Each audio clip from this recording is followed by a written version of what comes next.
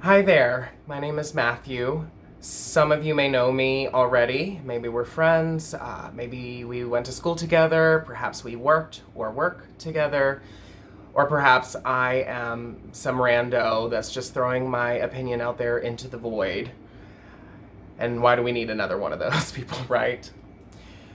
Yet, I do feel it is my duty to speak up on a lot of what I'm hearing and seeing and also feeling.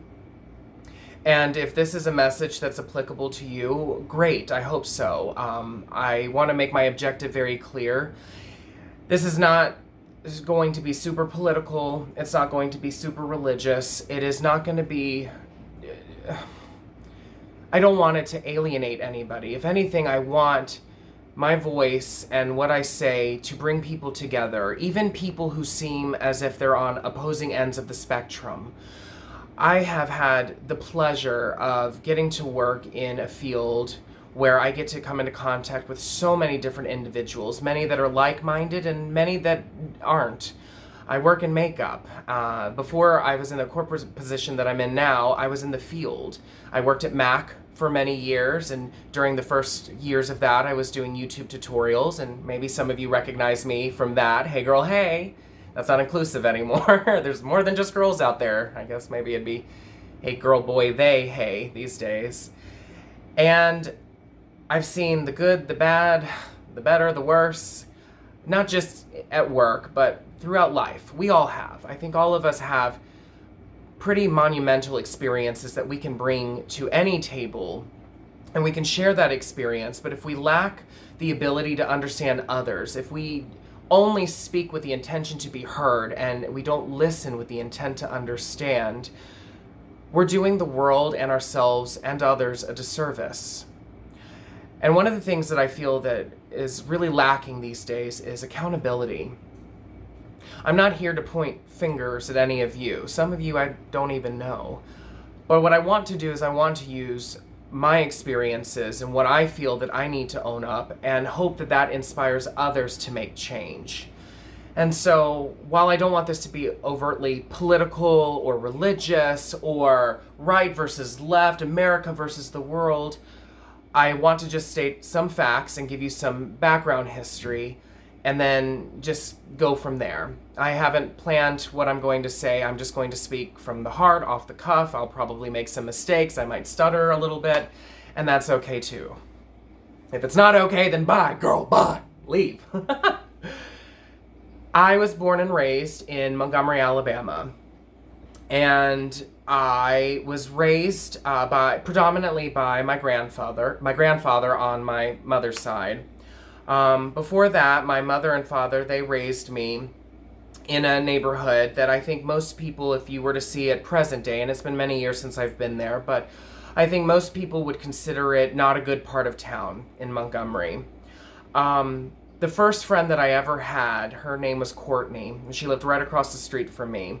I must have been about 3 years old, and I remember playing with her, going over to her house, and I recognize now Courtney is black, right? But at that time, I didn't have any context of what is black, what is white, what is anything else. She was just a friend. She lived across the street from me, and we would oftentimes get together and we would play. When I was 4, my father died, and my mother and I moved in with her parents to another part of Montgomery. And from preschool all the way up into high school, I was raised in a Catholic household. I went to a private Catholic school, and predominantly most of my classmates were white, Caucasian. In fact, I struggled a lot with this growing up, being that my father is from Puerto Rico, and I certainly, compared to most of my classmates, I looked different than everybody else. I had darker features, I had very tan skin, and then you add to the fact, if you can't tell by my voice or my mannerisms, or you don't know me yet, I was the sissy on the playground. I was the kid that was playing with the ruby red slippers in kindergarten and trying to show girls how to strut their stuff, even though I had no idea what I was doing.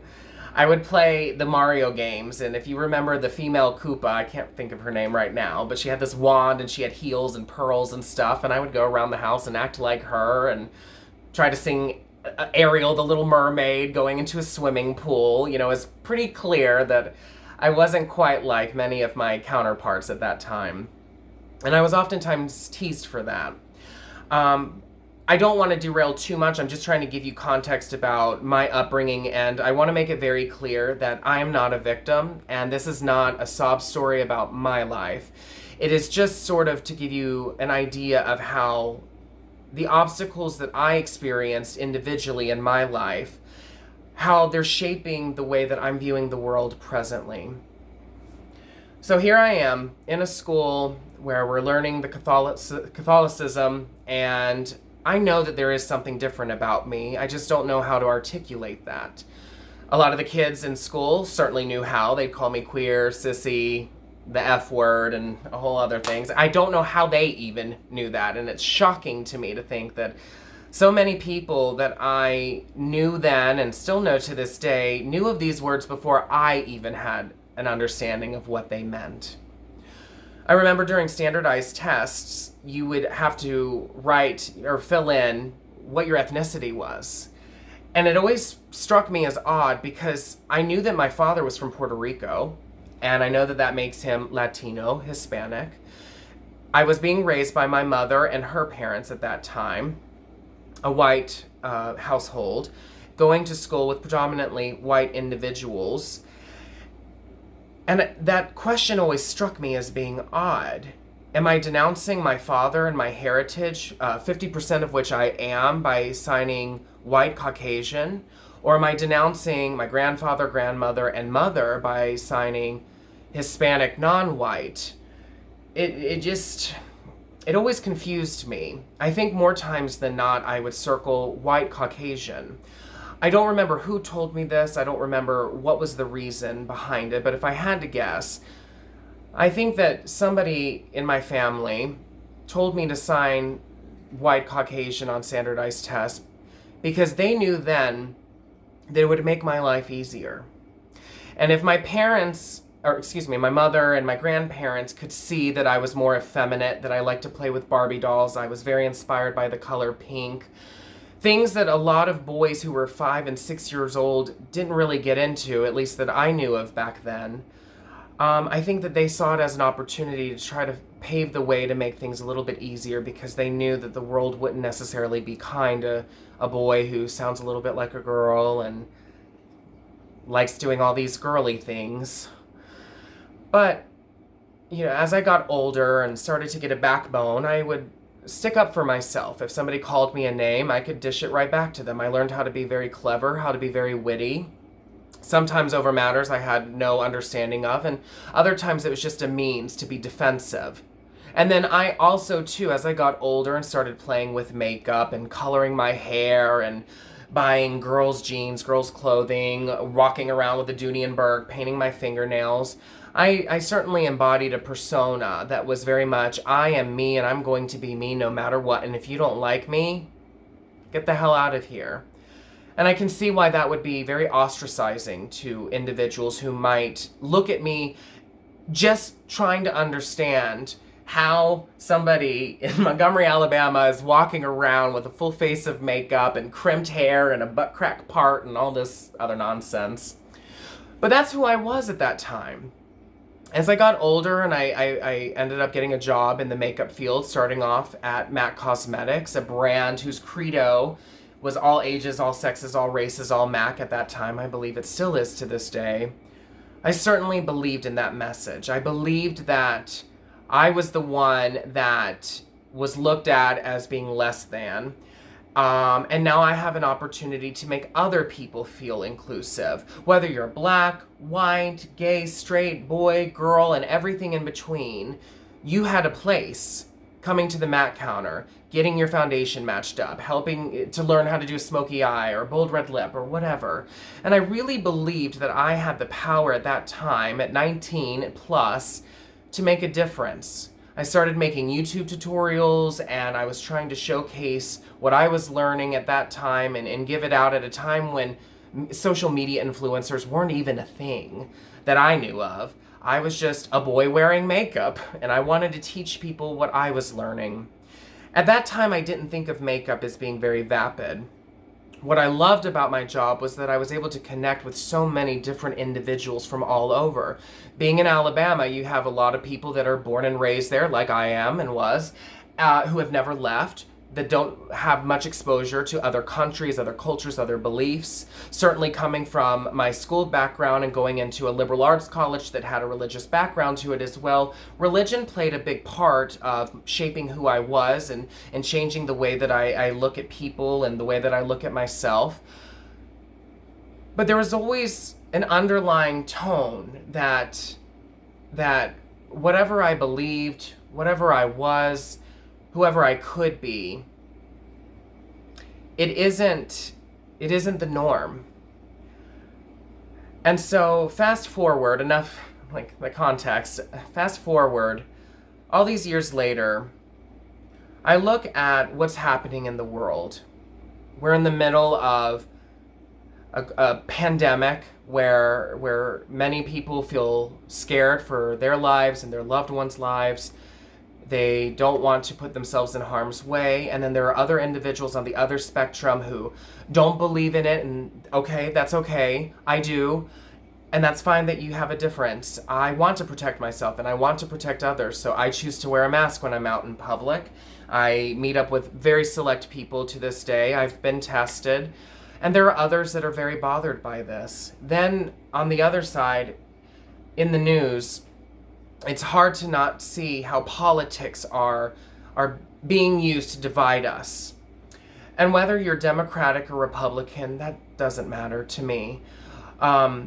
Whether you're gay or straight, or you like gay people, you don't like gay people, I just want to have a conversation, and I want to help be a part of a positive change. Animosity, no matter where it comes from, it's not positive in the moment, but it can have the power to be positive. We have the power to turn negativity into something wonderful. And for the past few months, with so much of what I'm seeing and hearing, I have felt very crippled, and very stifled, and very angry. I get angry at myself for having moments of joy and pleasure in my life, for smiling, for doing things that make me feel good, knowing that there's so many people out there who are fighting for their lives, fighting for our freedoms, fighting for their communities. And then you hear the term Black Lives Matters, and so many people, everybody has a different reaction to it. Some people don't care or they don't know about it. Some people think it's an organization, many of which don't feel that it's doing what it can to help Black and brown communities. Others, like myself, feel that it's not just an organization, it's a movement. And so all of this to say, I started thinking about one of my favorite books, Stephen King, It. I know, right? Don't worry, if you're not into scary stuff, I'm not going to delve into the story itself and the monsters, but that story resonates with me for a few reasons. Number one, it's about a group of children who come together at the face of an extreme evil. Whatever is your worst fear come to life is what it is able to manifest itself into. And by sticking together, these friends are able to defeat it, not once, but twice. And the second time, hopefully it sticks. But the underlying message throughout that is the older that you get and the further away you get from this evil, if you move out of, in the book it's Derry, Maine, if you move out of that area, or as you get older, you start to forget. You forget all of the evil and the horrors that happened, all of the children that are being abducted or eaten by this monster. You start to forget that. And I thought, what a sadly perfect parallel to the world that we're living in right now. The difference is that we have the capabilities of being that evil. We have the ability to move forward and to put our efforts into other means, to forget about all of the things that have happened in our lives, to put them on the back burner, to focus on what's good and what's healthy. And I don't see any fault in trying to make your lives better, your children's, your parents, those around you's lives better. What I do see, though, is that I play a part in the evil that I see, both in how I respond to others, both how I carry myself, how I present myself to the world. And I would have said 10 years ago, 20 years ago, as a kid, I'm not racist, I'm not prejudiced, I'm not bigoted. That ideology, those individuals that have those true thoughts, they're the antithesis of who I want to be. They're everything I want to dismantle. And then I look back and I see videos of myself that are still on YouTube. I think about conversations I've had. I think of nicknames that I've given people. And while I don't believe that I ever came with the intent to be prejudiced, bigoted, or racist, I see where I have an opportunity to do more, to be better, to speak out. I'll give you some examples. When I transferred from the first Mac location that I was working at to a full-time position at another location, I was being given a tour of the mall. I don't remember who was giving me the tour, and I don't believe it was anybody that I worked with directly at Mac. But I remember that this individual mentioned to me as we were concluding the tour, by the way, it gets really dark at night.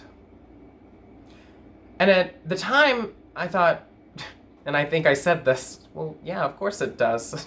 It's nighttime. Why wouldn't it be dark? And then it dawned on me what they were implying. And the implication was that at nighttime, black people tend to come to this mall. Be careful. And once that clicked in that moment for me, I didn't say anything. I said it in my head, oh, you racist, fill in the blank. But I didn't stop that person and say, you know what, that's actually not cool at all. And I should have, and I regret that.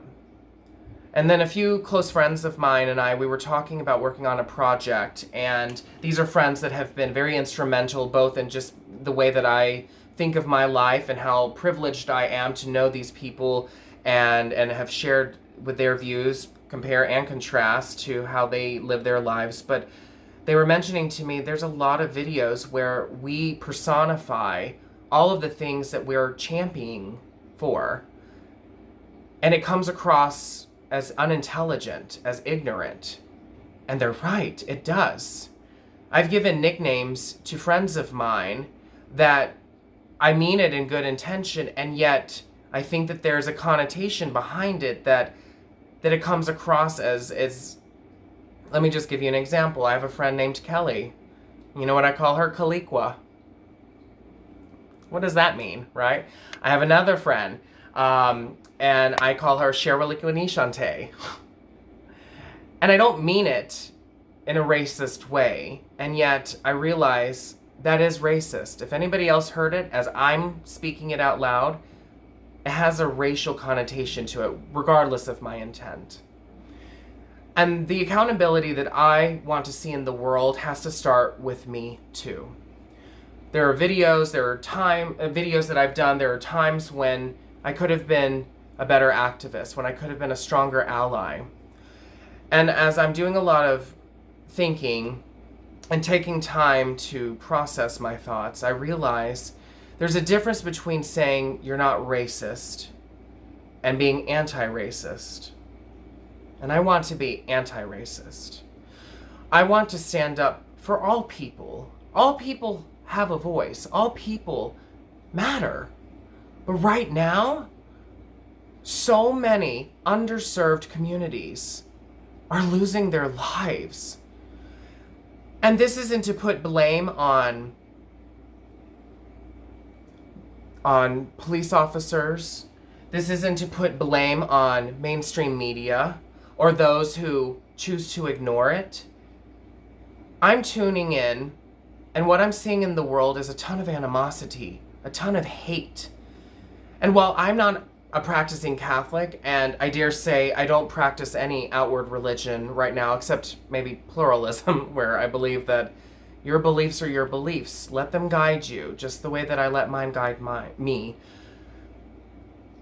But I do think if you believe in peace, happiness, justice, we have to include everybody. Everybody needs to sit at the table. Those that I have a hard time envisioning sitting at the table are outright bigoted, racist. And I have tried to have conversations with people that I went to school with, that I worked with, that have opposing views. And I try very hard not to have ego, because I think ego just separates us. I believe I'm right, and I know that by my actions. What I'm telling you right now are my beliefs. They're what I think are right. And many of you watching might agree, and many of you might not agree, and that's okay. If you're still listening 20 minutes into this, thank you.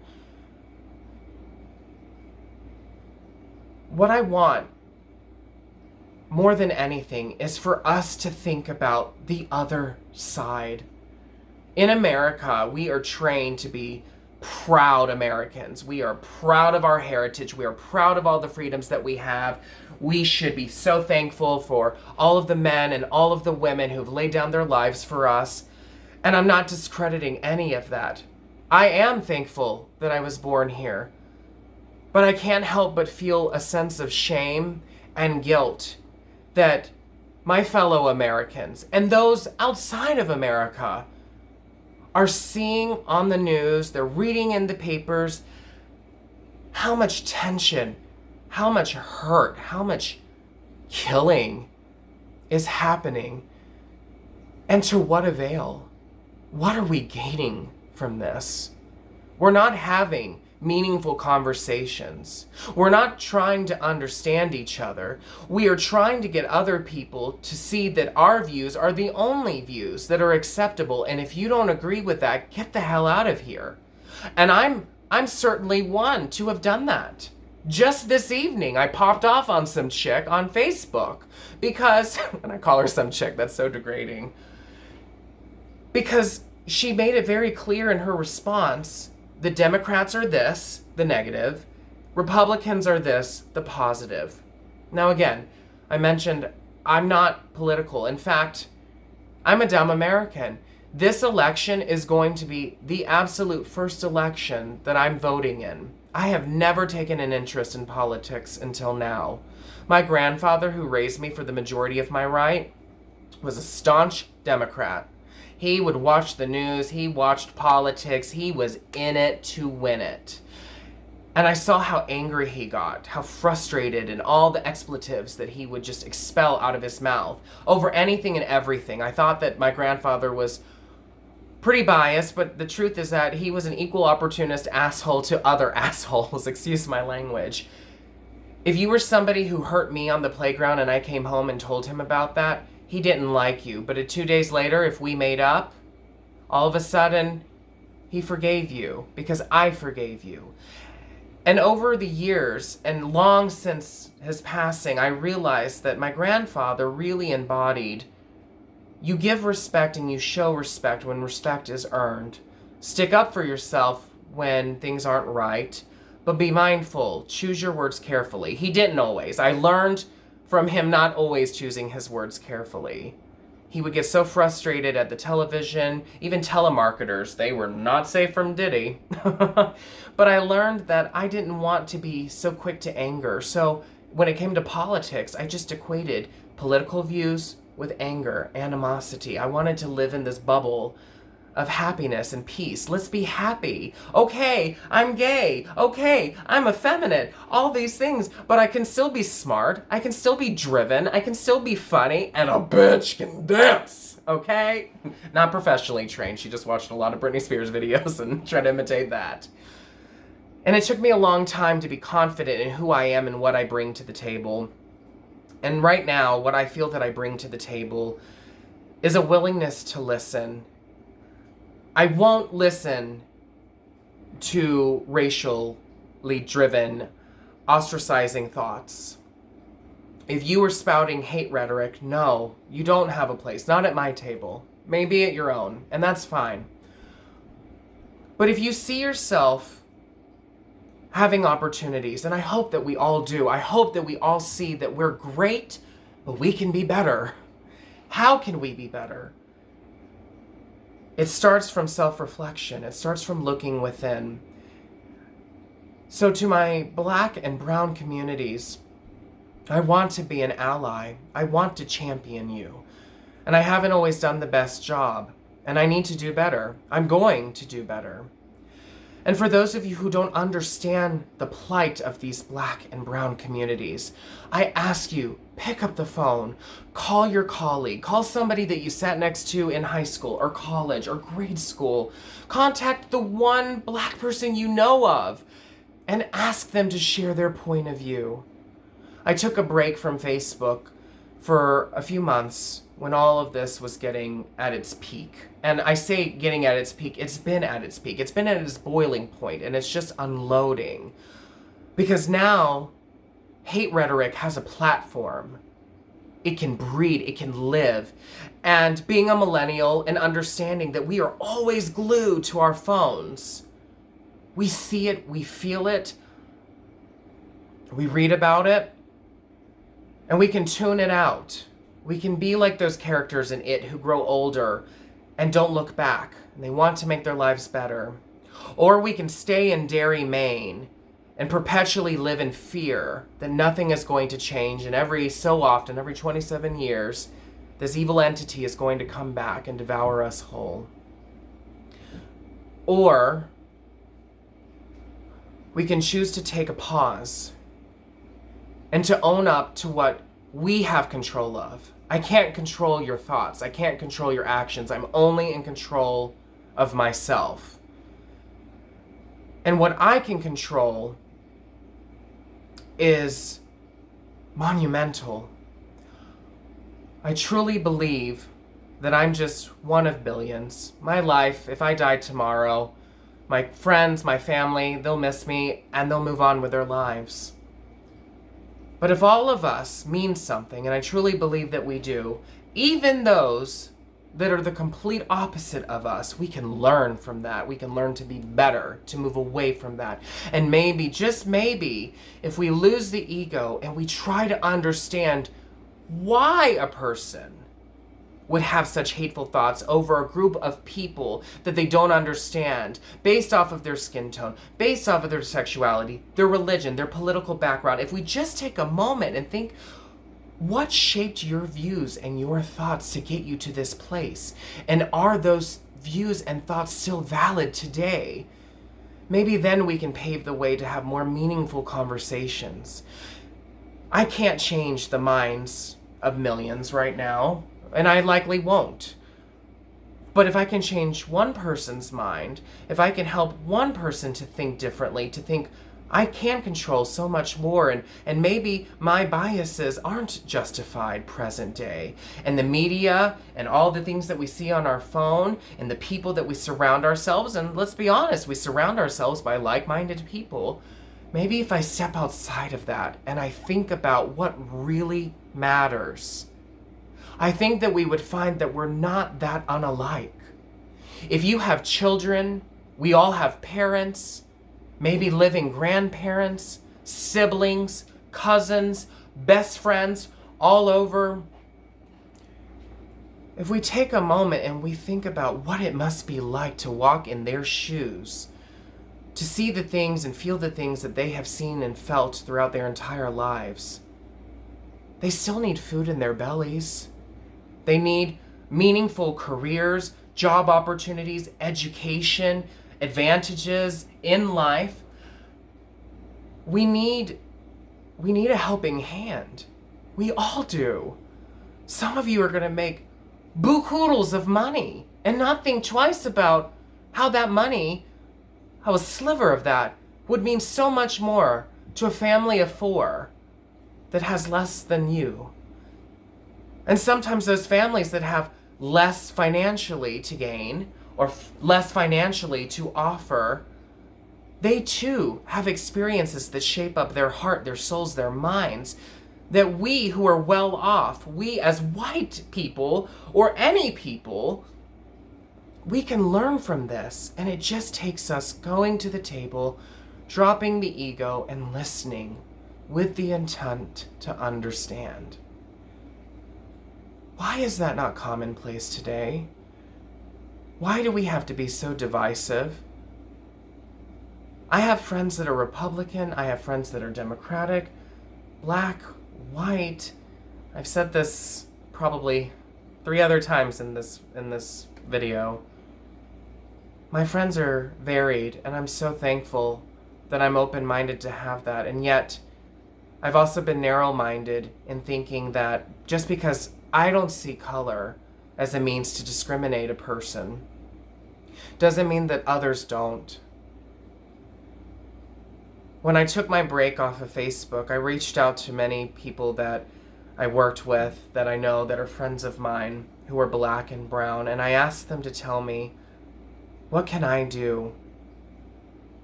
What has been done to you that I can champion, that I can be a part of? And I have to recognize, even from a young kid who was gay, didn't know it at the time, eventually did, who sat in classes when we were taking SATs and other standardized tests and questioned, how do I answer this? Am I white? Am I Hispanic? I think about all the lives that we're losing in the black and brown communities, not even those that are being told in mainstream media right now. And I think, God, I don't even have it that bad. I don't fear for my life when I walk by a police officer, and I don't want others to feel that either. And when I hear my friends telling me that they've grown numb to this feeling, another black man or another black woman dying, and they feel numb because they felt it their whole life, I think, I have to wake up. I didn't feel this way growing up. I felt stagnant, suppressed in my own ways. And the LGBTQ community, they too need a voice. And I'm so glad to be a part of that community. I'm so glad that people did tease me in a sense. And I'm not saying I want to give license to doing that, because the thought that people under double digits are thinking of suicide blows my mind. And yet there was a time in high school when I was thinking of suicide, when I was cutting, when I was questioning, am I supposed to be a boy who's gay and attracted to other guys? Or was I a mistake? Should I have never been born? Should I have been born a woman? Is it possible for me to be a woman? These are thoughts that I had. Present day, I am a man. I'm happy with any pronouns, he, she, they, them. I struggle sometimes using they, them. That's something I need to own and I need to work better with. And your words likely aren't going to shock me. They're not going to surprise me. I've seen and heard so much of it.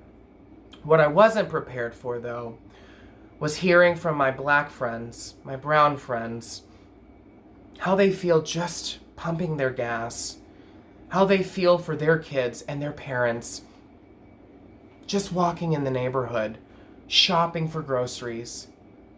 I don't think twice about being in harm's way when I do these things, and yet other people do. And that's a problem. That is a problem. I don't sleep well knowing that these are the thoughts that happen and actions are taken to alienate us, to pit us against each other. This isn't just a white problem. These are not just America's problems. Racism, bigotry, prejudice, it exists everywhere. Corruption is everywhere. And you know where it stems from? Us. All of us. We have to be mindful. We have to choose to be good people, to embrace humanity, human kindness. Where is that? Where is that today? It's so hard to see. What I see when I get on Instagram, and I'm at fault at this, is showcasing an alternate reality where everything is beautiful and filtered. It's a hashtag, it's a means to get likes. And yet beyond your phone, beyond your computer, there are people that fear for their lives. There are people that aren't afforded opportunities the way that I am, that I have been. And there are people that waste those opportunities because of their ego. Maybe because of one experience where all of a sudden now a group of people are lumped in as being all of the evil in the world.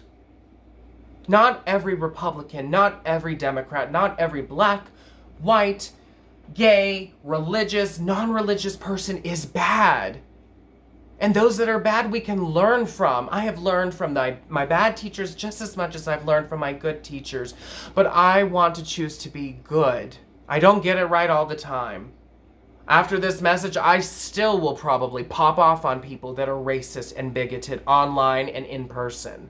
But you know what? I am not going to be the same 20-something-year-old Matthew who hears a racist comment and says nothing except what's inside of my head. I'm hearing so much already, and I'm still not actioning enough. I have so much to learn. I want to understand politics better. I want to understand languages. I want to be able to speak in a language other than English. And you know what is a language that we all can feel? Heart, empathy, soul. It doesn't take words. It takes feelings. It takes a moment in time. It takes deep breaths. But it's hard to take deep breaths when I, as a white individual who isn't the target of a lot of this hate currently, when I go to bed at night and I think, am I going to wake up and hear that another life has been lost at the hands of whomever, and wonder their children they're never going to see them again. Their parents just lost their child. We all want food. We all want to provide. We all want to succeed. I'm sure at times we all want to be left the hell alone, and we want to believe what we want to believe. And we can have that. But does that mean that it's at the cost of humanity? Of being kind, polite, and gentle to each other? For taking a step back and realizing that a political party, a religious belief shouldn't divide us. It should educate us. I am far and away the most educated individual out there. I do feel, though, that I can string sentences together, that I can speak to people, even those that aren't buying what I'm selling, and I can listen, and I can learn. And I genuinely hope that you're able to listen and learn, not to me necessarily, but to those around you, the world around us. We can't be everything to everyone. We have to pick lanes, and the lane that I'm picking right now is for unity, compassion. Humanity at its core is working with each other, not against each other. And I find it so discouraging that election years aside, and I'm sorry, I said it's not political and I keep mentioning politics, it's that 2020, for most of us, I would say, has been quite a challenging year. Outside of COVID-19, this pandemic, many of us have lost jobs. I have not. I'm very grateful. I've been able to work from home this entire time. And for those of you who've lost your jobs and are stressed out and don't know how to provide, I hope that you get what you need to survive, and I hope that you don't lose hope. I wish that I could give as much money as I have. I wish that I could give more time. I wish that I could give a lending ear to as many people as possible. Right now, I'm working on how I can have my voice amplified, but it's not even about my voice. It's about the voices of the underprivileged, the underserved, those that have been suppressed, and there are many, countless people that don't have a platform in which they can stand on. And we need that. We need to listen to each other. We need to be kind. We need to not hate. And for those of you who proclaim to be God-fearing, to be religious, and to support blatant racism, I question your ideologies. I question how you got to that point. Who wronged you so badly that you lump a group of people into one label, one category, and that's all they ever are and all they ever will be? If I were Jess, the little sissy in kindergarten wearing the ruby red slippers, or the gay guy wearing eyeliner and strutting his shit like it didn't matter in his early 20s, what would I have contributed to the world? other than just being a victim, other than just being that gay guy or that whatever. But I see the value in human life, and I see the value in my life and what I bring, and I am so thankful that I have been supported by so many of you. I hope if you're watching this and you know me personally or you've interacted with me, I hope that our interactions were favorable. I hope that we had something that felt genuine. I can't tell you how many people I have had the privilege to be friends with that I continue to learn from and be educated from. And some of you started off being haters. Sometimes I was the hater. Sometimes I wasn't buying what you were selling. And yet, when I get down to it, I realize we all have a story. We all have reasons to be hateful. But what if we could turn our stories and help give hope to other people by sharing love and positivity and just the opportunity to speak and to listen? So I have a lot of work I need to do. And I dare say the world has a lot of work. We need to come together. We cannot keep killing each other with our words, with our actions, with our weapons. Our words can be weapons. Our thoughts, our inactions can be weapons. We were given so much more. If you're able to watch this video, I assume you have access to YouTube, to a smartphone, a Facebook page. You have the ability to make meaningful change. And all I'm asking, if you take anything away from this, is just to listen to those around you who are not you, who are not necessarily the same as you. We have so much to learn. And I want to live in a world where the 5-year-old Matthew that didn't understand why I was being teased and hoping that one day I'll be able to live in a world where I can play with Barbies and dress up and wear pink. I want to live in a world where I can give that to all children in different contexts. Black children, brown children, Muslim children, Buddhists, whomever. Think about the energy that we're putting out into the universe. Think about what our body language, being on a subway and being on our phone the entire time, the way we interact with others, think about what that sends into the universe to our children and our children's children. Why is kindness a forgotten trait? Why is that not popular these days? And why is it so quick to anger and to lash out? I don't know. I feel it too. I'm angry and I'm sad.